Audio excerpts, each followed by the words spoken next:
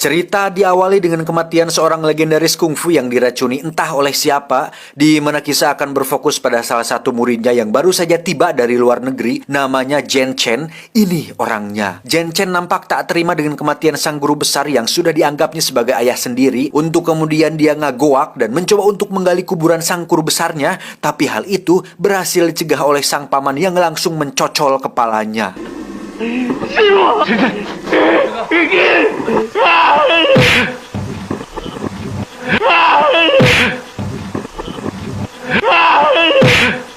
Dan inilah tinjuan kemarahan.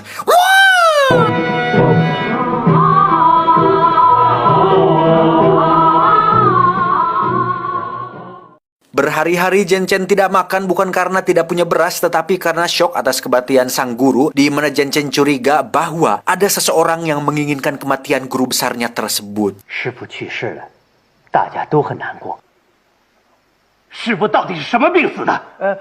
Dengan penuh temperamen, Jen Chen pun merajuk sejadi-jadinya, di mana sang paman langsung mencoba untuk menenangkannya karena takut jika Jen Chen kembali mengacak-ngacak warung teh Yuli seperti yang sering dilakukannya ketika sedang marah.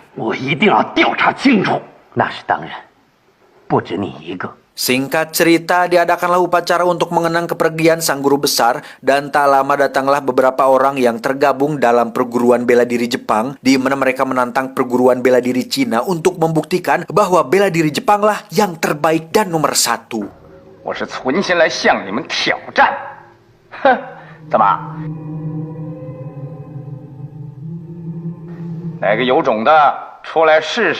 Dengan wajah dan kata-kata yang polontong, mereka pun terlihat sangat meremehkan perguruan ini, di mana hal itu adalah sebuah kesalahan besar karena mereka tidak tahu bahwa di situ ada seorang pria yang memiliki pukulan maut dan tak terkalahkan.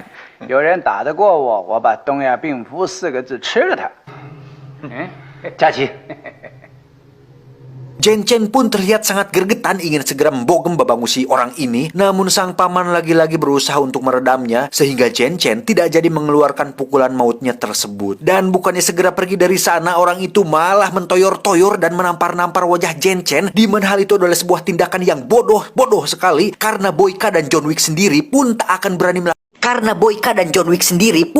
berani melakukan hal seperti itu kepada seorang Bruce Lee, kepada seorang Jen Chen. Di saat paman dan seluruh murid perguruannya hanya diam saja, tentu Jen Chen tidak akan membiarkan hal itu mengingat watak temperamen yang dimilikinya, apalagi mereka datang ke sana di saat waktu yang tidak tepat.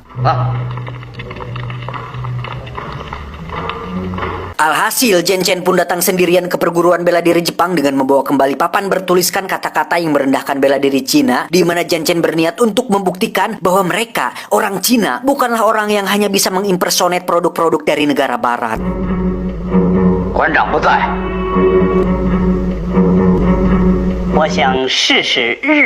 Dengan mengaku sebagai murid terlemah di perguruannya, Jen Chen pun mulai mengsidakapkan kedua tangannya dengan santai, kemudian meminta salah satu murid Jepang untuk maju dan menjajal kemampuannya. Tapi tiba-tiba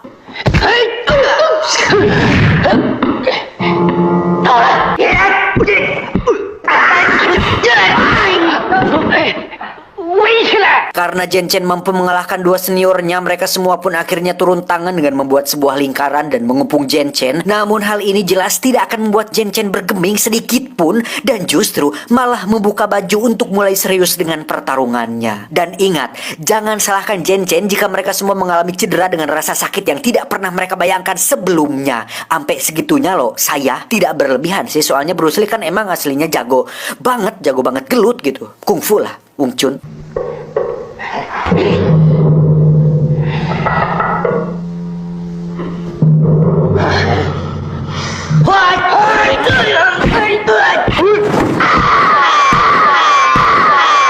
Mereka semua pun dihajar habis-habisan oleh Jen Chen, dan terlihat jelas bahwa mereka semua tidak sedikit pun pantas dan sepadan dengan kemampuan yang dimilikinya. Kelincahan, kecepatan, kekuatan, serta pukulan bertenaga Jen Chen tidak mampu diimbangi oleh satu orang pun dari mereka semua.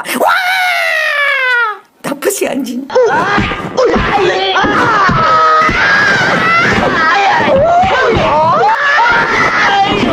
Setelah bosan dengan tangan kosong, Chen pun akhirnya menggunakan nunchaku miliknya, di mana dengan tangan kosong saja mereka tak berkutik, apalagi kalau Chen pakai senjata nunchaku ini.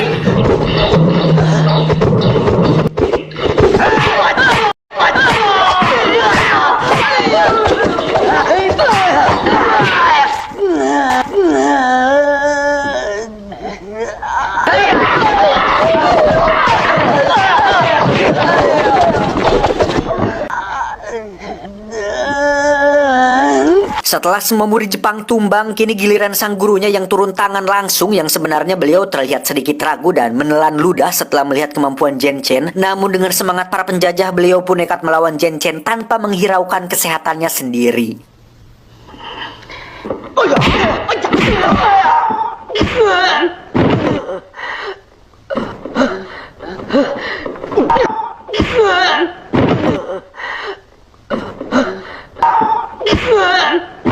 Setelah guru Jepang itu tumbang, Chen pun mengambil papan hinaan tersebut dan memaksa kedua senior Jepang itu untuk memakan kertasnya. Mamam.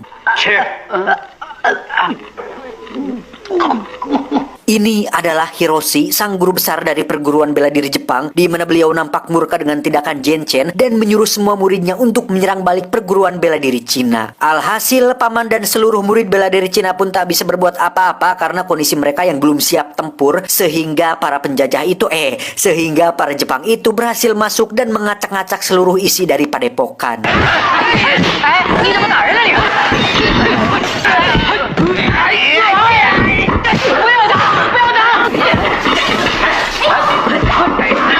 报告领事馆封你们的门，把你们全都给抓起来。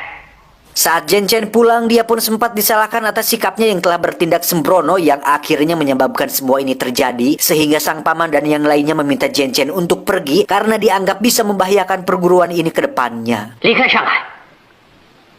对，你要离开上海。 Singkat cerita, malam pun tiba. Saat Chen duduk di depan altar sang guru besar untuk terakhir kalinya, dia pun mendengar sayup-sayup suara dari kejauhan untuk kemudian mengikuti sumber suara tersebut yang akhirnya terkuak fakta bahwa ada dua pengkhianat suruhan Jepang di antara mereka dan telah meracuni sang guru besar hingga membuatnya meninggal dunia. 明天早上，你说你回乡，我辞我的职。 如果他们查出霍元甲是吃这个而死的， Mendengar hal itu, tentu Chen sangat emosi dan langsung menyerang mereka tanpa aba-aba, di mana mereka semua langsung tewas dengan pukulan maut yang dilayangkan